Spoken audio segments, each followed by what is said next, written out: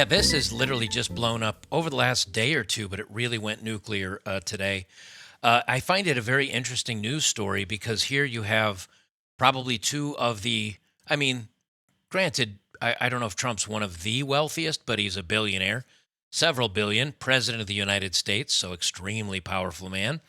And then you've got Elon Musk, which, I mean, he speaks for himself, hundreds of billions of dollars and can literally sway countries. So, needless to say, this is kind of a pretty big fallout, and sides are being taken on Twitter. I'm seeing now. It's so ironic. It there's a little bit of 4D chess in this, and it does make me wonder if there's some 4D chess. It started just a couple of days ago, and rightfully so. I think both President Trump and Elon Musk have fair arguments about the budget, about what's going on with our government. Me personally, I always get some pushback for this. I was more excited.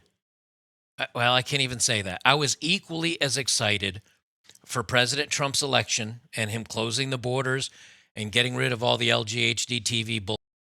And I was equally excited for that as I was for Elon Musk getting in and gutting the government and starting to find some of the problems we have, which he did. You know, the all the blowouts that he's had and setting the Dems' hair on fire by closing down all these NGOs that are funding things that are literally taking our freedoms away from us and are bringing in the migrants and are transing the kids and all this stuff. The work that Elon did, I would say, is as important as the president, in my opinion. And I think a lot of people share that opinion with me. And then our Congress and our Senate has to come in and fuck everything up like they always do by dragging their feet and asking for special things in this omnibus bill. And there are really good things in the bill. I read through many of the highlights of the bill. There's some really good things in there that we do actually need, that do actually make sense. So it is a big, beautiful bill. And I like the bill, except, of course, it has too much pork and it's not cutting any of the fat and it's not codifying. And this isn't included in the bill, but the House are dragging their feet on codifying Trump's executive orders. It's the House and the Senate that really are the ones everyone's mad at. And because of it, and because of the fallout from that, now Elon and Musk are going at it. And both guys are right. Two things can be true at the same time. We need this bill. We need to close the border. We need the extra money to close the border. We need the money to stop the NGOs. We need the money to beef up our military. We need the money to bring some of these jobs back over to the United States. We do need this bill. Elon Musk is also right, saying there's too much pork in it. There's too many free giveaways. You're not doing enough cuts. You know, and so, but again, both sides can kind of be right at the same time. But either way, it's going off. So Elon Musk was talking about the bill, and this is from a couple of days ago. Call your senator, call your congressman. Bankrupting America is not okay. Kill the bill. Now, Harry Sisson, if you don't know who this lily limp-wristed dude is, he's a paid supporter of the Democrats. He almost accidentally ate some meat and got a tiny bit of testosterone in his body, but he purged it out of his body, so he's still okay.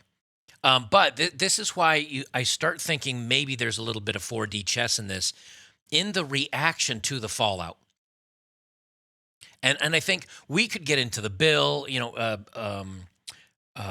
Ben Shapiro did a thing where he's like, here's why they're falling apart.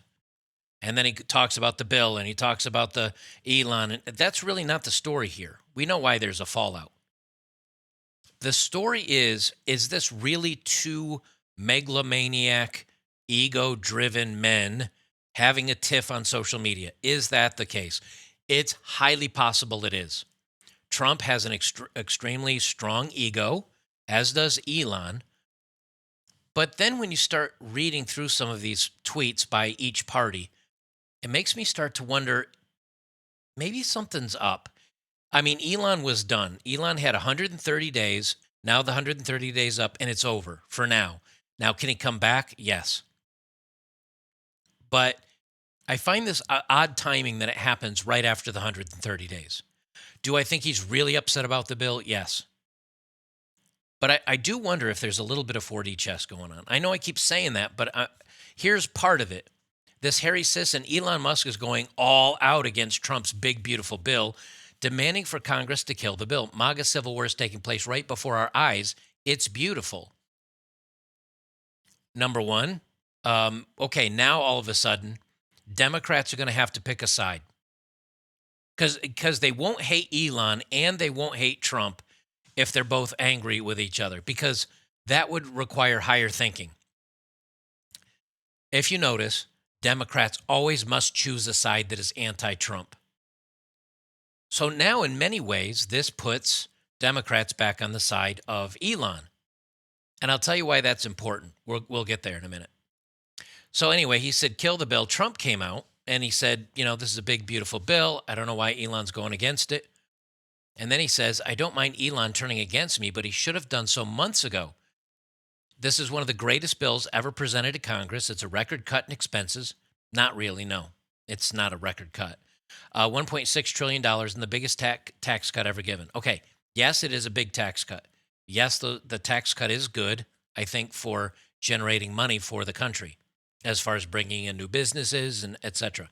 However, it's not a record cut. Only that our budget is so large now that any cut almost turns into a record cut.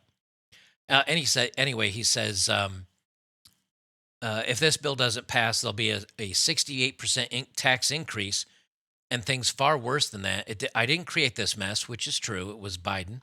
I'm just here to fix it. This puts our country on a path of greatness. Make America great again. Elon's point is, look, if you get the government so small, there's no more payouts. There's no more NGOs. There's no more special interest. We get back to governing. We get the money out of politics. And Trump's argument is, yeah, but we need the money because we need to fund shutting down the border. We need to fund ICE to get all the people out. We need to fund to bring in all this new business. So we don't need that. We can lower the taxes, but there's so much business that it'll create revenue. And Trump is right, and Elon is right. They're both right.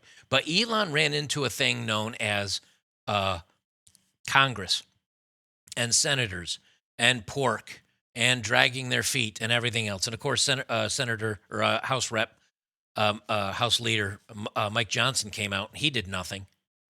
Of course, he's all in for it, but here's the other thing, too. The House and the Senate have super slim majorities. You get 3 or 4 in the House, or 3 or 4 Republicans in the House, or 3 or 4 senators in the House that say, no, I'm not signing this. And that's it. The deal's done. There's nothing. And we don't have enough people to ram things through. We do have to make deals with Democrats. We do have to, dance on the head of a pin if we're going to get anything passed through. And for that, I think people don't understand that sometimes. And they say, well, why are we always giving in to the Democrats? Why are we always bound down to what they want? Because that's the only way you get enough votes. Because there's a lot of Republicans in purple districts that know if they don't do certain things, they're going to be out. Now you can say, yeah, well, they should be doing what we want, the people. Screw them. I agree wholeheartedly. Screw them all. But they don't do what you want. That's not their primary concern. Always remember, their primary concern is getting reelected. That's number one. Well, that's number two. Number one is getting their money. Insider trading, little hand washing on the backside, NGOs misappropriating money. That's number one, getting paid. Number two is getting reelected. Number three is their kids get free college. And of course, they get free health care for life and insider trading and all that. Number four is their dog Skippy. Number five is what you actually want to happen in the House and the Senate. As long as you remember that order, you'll be okay. You'll remember that. Trump answers again. The easiest way to save money in our budget, and again, now he's snapping back at Elon because they're having this argument and this tiff online. Donald says the easiest way to save money in our budget, billions and billions of dollars, is to terminate Elon's governmental subsidies and contracts. I was always surprised that Biden didn't do it. This, I've seen video of Trump. Trump is never alone sitting on a toilet tweeting these things. He isn't. The times that they've caught him on camera tweeting, he's sitting there in a conference room with some of his people. They're watching the news, they're reading through X, and one of his people says, "Hey, so and so just posted this on X," and he brings it up on a big monitor in front of 4 or 5 of them. They all read it, and Trump will say, maybe we should respond to this. And I'm not making this up. There's video of it actually. Trump doing this was during the debates in the elections this year. And he turns to his people and he said, let's reply with this. Let's respond with this. This isn't, Trump is very good at jingling keys over here while he quietly does something with his other hand. He did it his first 4 years. He's doing it now. He'd say something stupid like, well, if you nuke a hurricane, wouldn't that stop it? Which actually scientists have looked into. And Trump says that the headlines are all screaming that. And then in the meantime, he's signing something over here that no one's talking about because they want the rage clickbait of Trump nukes, hurricane. I wonder, these are both very, very smart men. They really are. You can say what you want. You can like them or hate them, but they are both very smart men.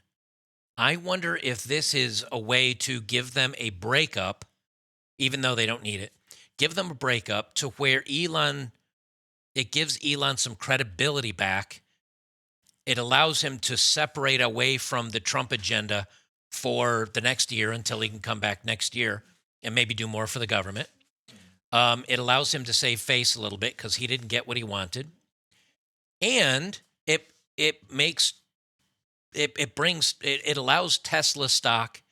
It allows SpaceX to get the contracts to keep launching into space and setting off satellites. It gives a clean break between the two to where people don't keep hounding Elon about Trump and giving him a hard time and burning Tesla dealerships. And we know the right will not protest. We know the right will not show up someplace and start throwing Molotov cocktails into a Tesla dealership. This also could be a way to take pressure off of Elon and his companies and everything he's done. And maybe he's not going to come back, but at least he can move on with his businesses without the hate from the left. That could be a thing.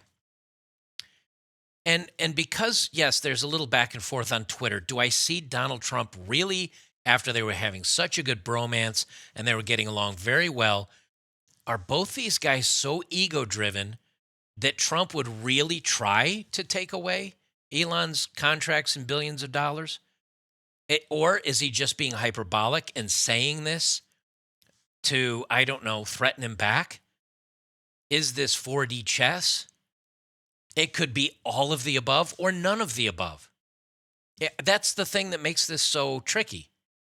If you said to me, could Donald and Elon really be having this fight because they have both egos and they're used to getting their way? My answer is yes. Could they be totally faking this to give a clean cut and they've all planned this out? Both could be true. So knowing what's going on makes it very tough. Time to drop a really big bomb. Real Donald Trump is in the Epstein files. That's the real reason they've not been made public. Have a nice day, Donald J. Trump. See, now when I see this is again where I say, this sounds like 4D chess. This feels like 4D chess. This feels like a plant. I think most people out there know that Donald J. Trump's name is in the Epstein files. It's already on record. As a matter of fact, they asked Trump about it. And Trump said, yeah, I grabbed a flight with him a couple of times. I've been on his plane. None of this weird stuff happened. I'm in the flight logs, sure. And then, through research, people find out that he actually kicked Epstein out of Mar-a-Lago or some other golf course that he has after he found out that he was doing the inappropriate things with these ladies. And that was before the government kept working with Epstein. So, yeah, his name's in it. I know it. I think most of you know it. But by saying this, it's like, oh, he's calling Trump out. Oh, man, that's why they don't want to release these files. That's why they don't want to release these files. Donald Trump's in it. Well, I'm a Democrat. I hate Donald Trump. They should release the Epstein files. Because now, if you have the left clamoring and screaming that they want the Epstein files out as well, well, that's good because Donald Trump's in them, but not in a bad way. And it means we can see what's going on with Bill Gates and who else has been on the plane? Jimmy Kimmel. We get to see some other stuff out that. So this one here, again, just feels like a little it feels like a plant to me. Elon was wearing thin. I asked him to leave. After 130 days, his job was already done. So there was no asking him to leave. He was already done. See what I'm saying? I took away his EV mandate that forced everyone to buy electric cars that nobody else wanted, that he knew for months I was going to do, and he just went crazy. Elon Musk doesn't care about the EV mandate. He never did. His cars sell very well without an EV mandate. The $7,500 rebate that people got for buying electric cars was only good for the first 250,000 units past a certain point. Now, whether they've redone that or not, I don't know. Also, if you make more than, I think, $80,000 a year, you don't get the electric car mandate. Now, my numbers might be off. It might be 120 grand. I don't know what it is. But Musk, the EV mandate, I still think it was only for the first 200 or 250,000 cars a company produced. Elon does more than that in a quarter now, I think. He's cranking out cars. So I don't think that applies to Tesla anymore. So that doesn't make sense to me. And do you see Elon Musk going crazy? I've seen Elon get heckled. I've seen him be screamed at. I've seen him be asked very unfair, rude, and lopsided questions. You remember when he got asked about money and he said, I don't care about your money. Hey, Apple, go fuck yourself. That was about as fired up as Elon Musk gets. So to hear Trump say he just went crazy, that doesn't make sense to me. It doesn't sound right. None of this quite sounds right. It sounds forced. Now again, could two egomaniacs be having a tiff on X and they just let everything get away from them? Yes. But remember, Trump isn't some guy in a closet typing away feverishly as his staff pounds on the door. No, don't send that, Mr. Trump. You're going to make everybody angry. That's not how Trump tweets. He sends things over on social, and he has people in the room that is now handling this stuff for him. He's still the one saying the words, but he's not the one typing them. He's not the one inputting them. They have it up on a big screen. I've seen this stuff. So I think there's some calculation on the backside of this. Now, Tesla's stock's fallen off, 15% today. Trump's stocks fell off, 7 or 8% today. Yeah, there's some conservatives out there saying, I'm going to sell my Tesla now. And there's leftists that are jokingly saying they're going to remove the stickers from their Tesla. That's exactly what Elon wanted. He wanted to be able to move back to the middle and get away from being seen as in the pocket of Trump. And the media kept saying, well, King Elon is going to allow President Trump to do X, Y, Z. This squashes that narrative as well. This puts out a lot of fires for Elon and the Trump administration. And it gives what Elon was doing, looking at the money and squashing a lot of these NGO stuff. It gives him more credibility because now he's seen as, oh, well, he wasn't helping out Trump, or Trump didn't like what he did. Maybe he really found something. It gives him a little bit more legitimacy. Now, maybe I'm looking too deep into this, but to me, it just seems like there's more to this. I don't know. Maybe I'm such a pessimist, and I'm used to so many things being fake and weird on the internet. Maybe I'm looking at into a rabbit hole that doesn't exist. Anyway, from Post Millennial, Trump defends big beautiful bill amid Musk attacks. I didn't create this mess. I'm just here to fix it, said Musk.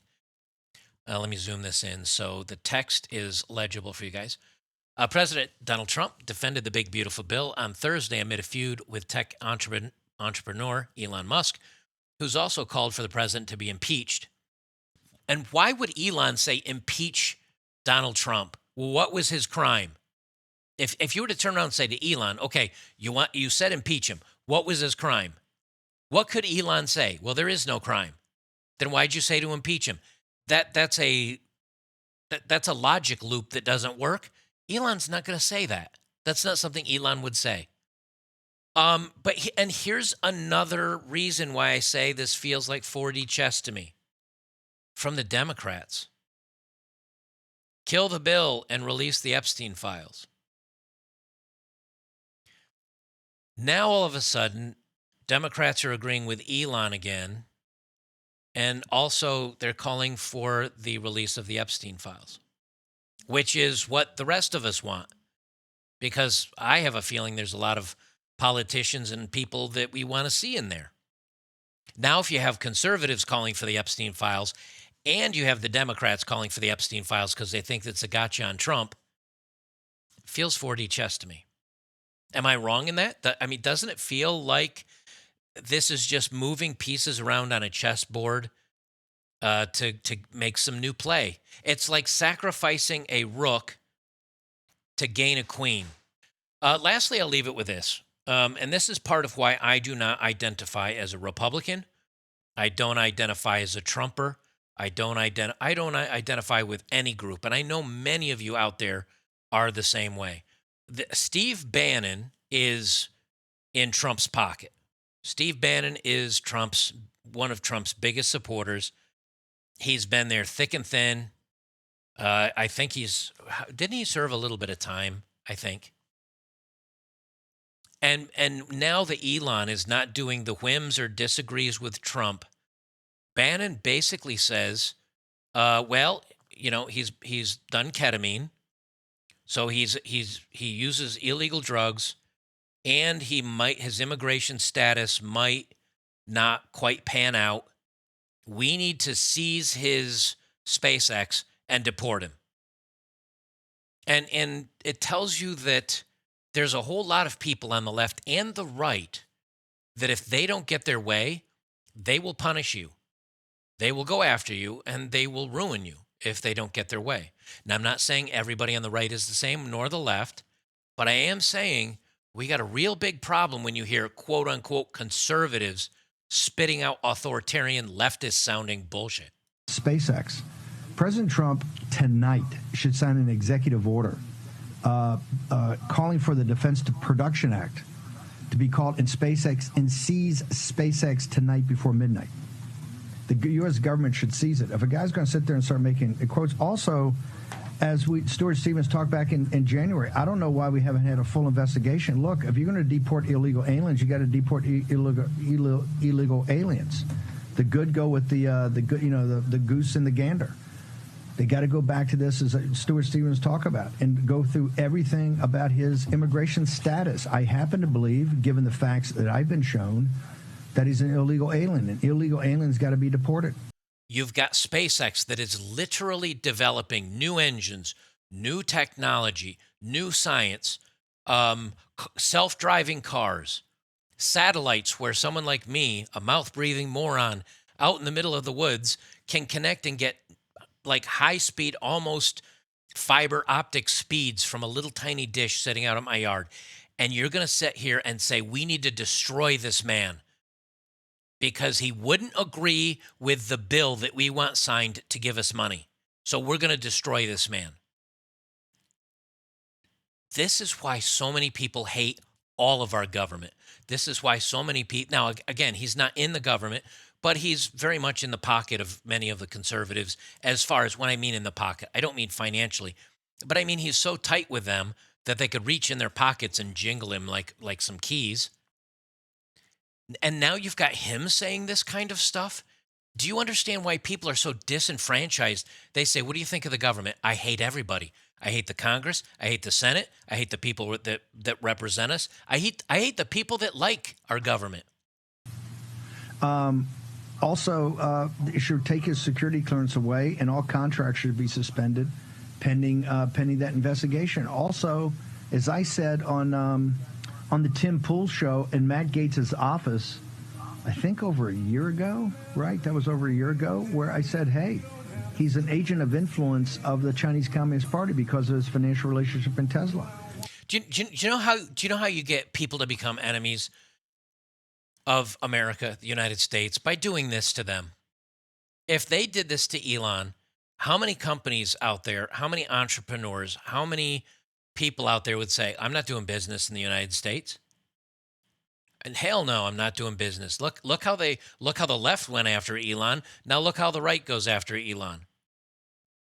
Look how the left wanted to destroy a billionaire. Look how the right wants to destroy a billionaire. I'm going to go to Dubai. I'm going to go to Brazil, China, wherever. They do it to themselves. They make themselves so unlikable. Now, I know Bannon doesn't represent everybody, but on my feed today, all I have been doing is seeing people screaming at each other and yelling at each other and fighting with each other over this. And there's so much tribalism that it's like, and now granted, a lot of people are saying, hey, both guys are right. Both guys are right. There's reasons for the bill that are great, and there's reason to cut funding so that we have a teeny tiny government that can't stomp on our lives.